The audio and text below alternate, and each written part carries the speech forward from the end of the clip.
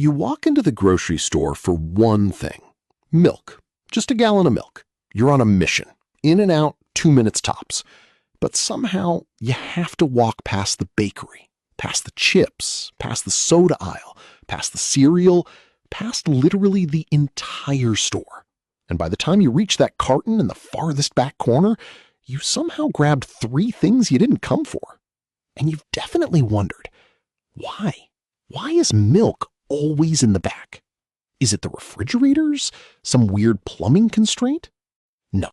The real reason has nothing to do with keeping milk cold, and everything to do with a psychological design trick that's been working on you for decades. By the end of this video, you will never walk through a grocery store the same way. So let's think about this logically. Milk is one of the most commonly purchased items in almost every grocery store, along with bread and eggs. It's one of the few things people specifically come to buy. It would make sense to put it near the front, right? Grab, pay, leave. Fast, efficient. Everyone wins. But grocery stores don't want you to be efficient. In fact, the entire floor plan of a modern supermarket is designed to do the exact opposite: to slow you down, keep you inside longer, and expose you to as many products as physically possible before you reach the one thing you actually came for. And milk is the bait. Here's the logic. You came for milk. You will find it, no matter where they hide it. So they put it as far from the entrance as possible, because that forces you to walk through the entire store. The longer you walk, the more you see. And the more you see, the more you buy. According to a 2026 Wharton study across 3,400 shoppers, 73% of people make at least one unplanned purchase every single grocery trip. That's not an accident. That's intentional retail design. This trick has a name. It's called the Gruen Transfer, named after an Austrian architect named Victor Gruen. Now, here's where it gets genuinely interesting. Victor Gruen didn't set out to design manipulation machines. He was actually an Austrian socialist who immigrated to America. In 1956, he designed the first fully enclosed, climate-controlled shopping mall in America, Southdale Center in Edina, Minnesota. And his original vision was genuinely idealistic. He wanted indoor town squares where people would walk, gather, and build community. He imagined apartments, schools, and medical centers surrounding these spaces. But here's what happened instead. Retailers realized Gruen's open, meandering layouts had a side effect. When people entered a large, intentionally disorienting space, their brains shifted from task mode to explore mode. They slowed down, they browsed, they impulse bought. This moment, when a shopper stops being on a mission and starts being suggestible, is the Gruen Transfer. And Gruen hated what became of it. In a 1978 speech in London, he famously said, "I refuse to pay alimony for those bastard developments."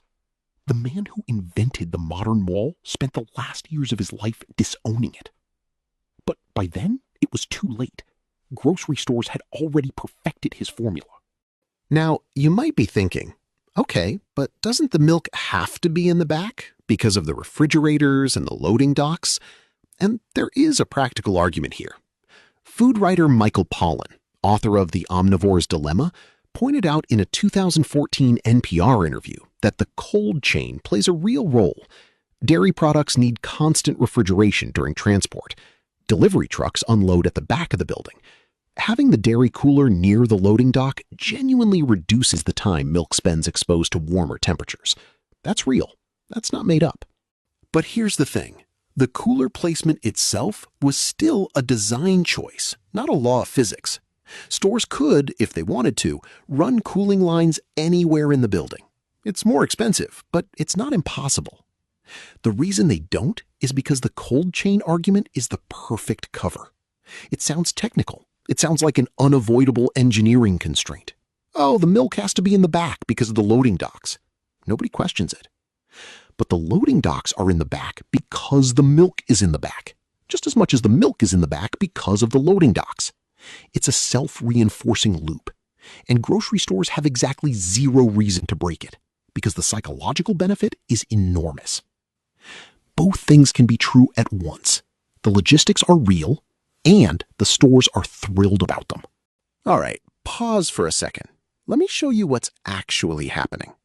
This is the path the store wants you to take. Notice the shape? It's a loop.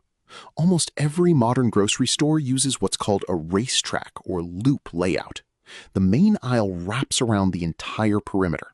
The essentials, produce, bakery, meat, dairy, are placed at intervals along the outer loop. Each one is a destination. The center aisles?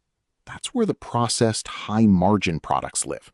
Chips, soda, cereal, frozen pizza. These items make the store far more profit than fresh milk ever will. And here's the design genius. You have to cross through the center aisles to get from one destination to the next. Produce to dairy, through the middle. Bakery to meat, through the middle. Every time you cut across, you're exposed to things you didn't come for. But it gets even more specific. Michael Pollan has a famous rule in his book, Food Rules. Rule number 12, shop the peripheries of the supermarket and stay out of the middle. Why? Because the perimeter is where the real food lives, produce, meat, dairy. The center is where the processed stuff is, and the store's layout is designed to push you through it. There's another subtle trick most people never notice. Produce is always near the entrance, and that's not random. Fresh fruits and vegetables, bright colors, the smell of citrus. It makes you feel healthy and energized the moment you walk in. Researchers call this the health halo effect. When you feel good about the kale you just put in your cart, you're more likely to reward yourself with cookies 2 aisles later. And the bakery? Also near the front.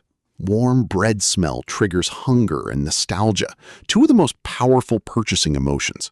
There's a reason you can smell the bread from the parking lot. Then there's the shelf placement itself. The most expensive name brand products sit at eye level because your eyes naturally land there. The cheaper generic brands are on the bottom shelf. You literally have to bend down to save money. Cereal companies pay millions in what are called slotting fees just to secure the eye-level spot. And sugary cereals with cartoon characters? Those are placed at children's eye level, not yours. The store is marketing directly to the kid in your cart. And then there are end caps, those displays at the ends of every aisle, the ones featuring new products or limited-time flavors. Those are the most valuable real estate in the entire store. Because no matter which direction you walk, you pass an end cap. They're unavoidable. According to research from Oracle Retail, end cap placement gives a product a 93% increase in shopper exposure and an average sales lift of about 32%. For some product categories, like beer, wine, and soda, the lift can be significantly higher. And here's the part most people don't know. Those end cap spots, brands pay for them. Big companies spend enormous slotting fees to secure end cap placement. The store makes money before you even buy the product. So what can you actually do about this? There's one trick that works better than anything else. Make a list and stick to it. Sounds boring, but it works. A shopping list keeps your brain in task mode, which is the exact opposite of what the Gruen Transfer wants. And if you really want to beat the store at its own game, try Pollan's rule. Walk the perimeter only. Don't go down a single center aisle. See how much you don't buy. The store was designed to make you impulse buy. Your only defense is knowing the game is being played. So the next time you walk into a grocery store, look around. Notice the produce on your right. Smell the bread. Count how many aisles you cross to get to the milk. And when you find yourself holding a bag of chips you didn't plan to buy, don't beat yourself up.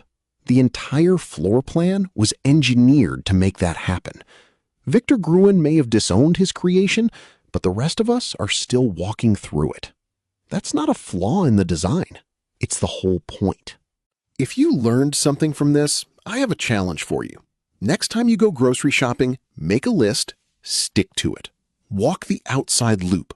Then come back to this video and tell me in the comments, how much less did you buy? I actually read them.